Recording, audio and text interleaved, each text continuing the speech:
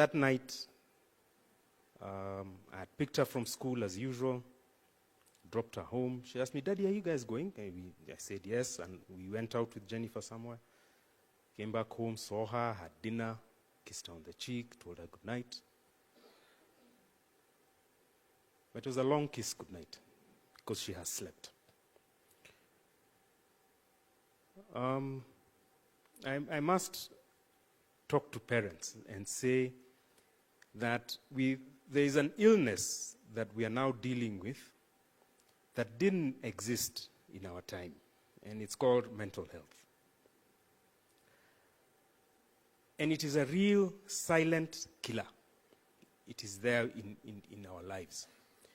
So can we as parents, I want to put that challenge out there, can we as parents now start to take time to be very deliberate to understand what mental health is all about?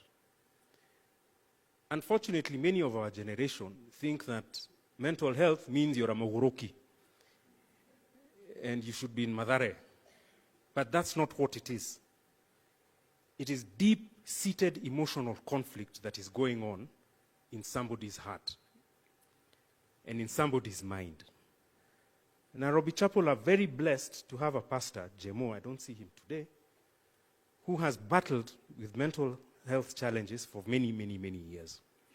And he told me that we should not look at this in the negative. And what we need to be doing is commending Jerry for the strength that she had. And he illustrated it this way, that imagine you have a battle, a war raging inside your soul every day of your life. Okay? And every day you go to sleep and wake up, you have won that battle. And if a person has gone through 1,000 days of that battle, and they've done 999 days successfully, they only lost 1 day of that battle. It's just unfortunate that battle, losing that battle means, more often than not, that the person has rested. So it's a real challenge. And we need to start being more aware and more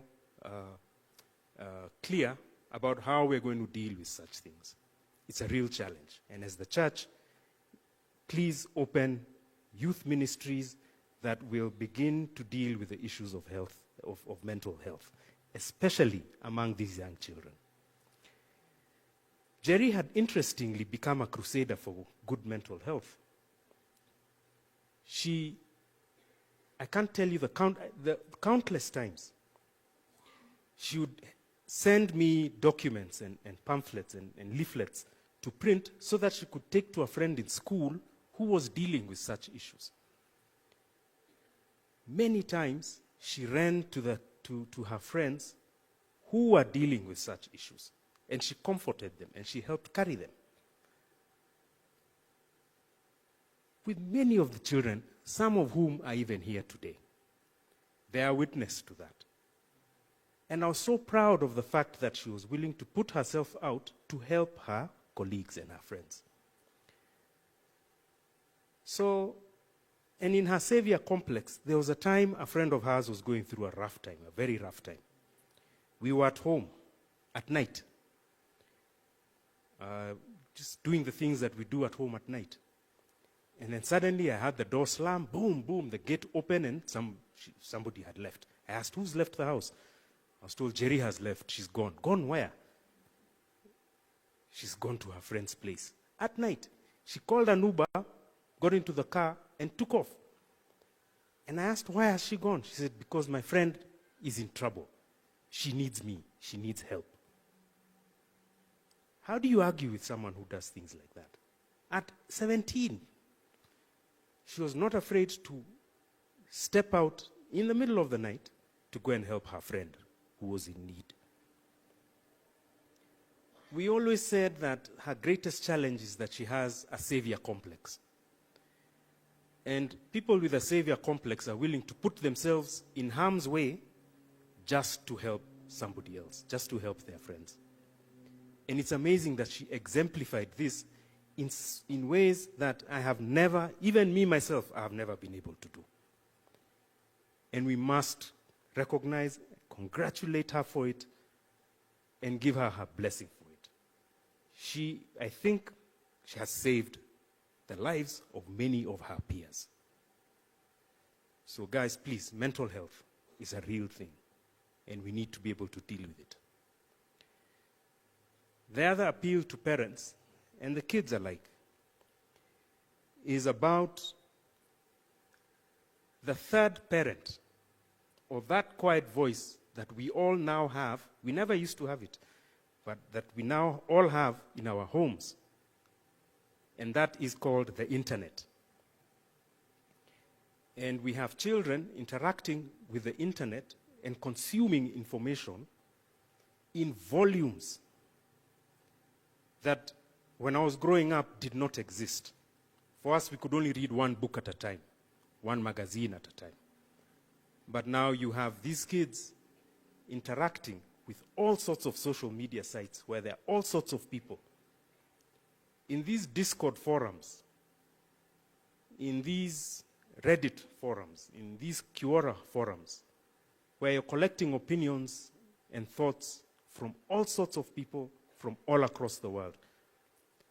None of us know how to police the internet that is in our house. And unfortunately, because of the love we have for our children, we've given all of them a gadget that they have in their pockets and becomes personal to them. And it is through that gadget that this information is being consumed. The only thing that we can truly try and do is implore our children to be careful about the voices that they're allowing into their heads.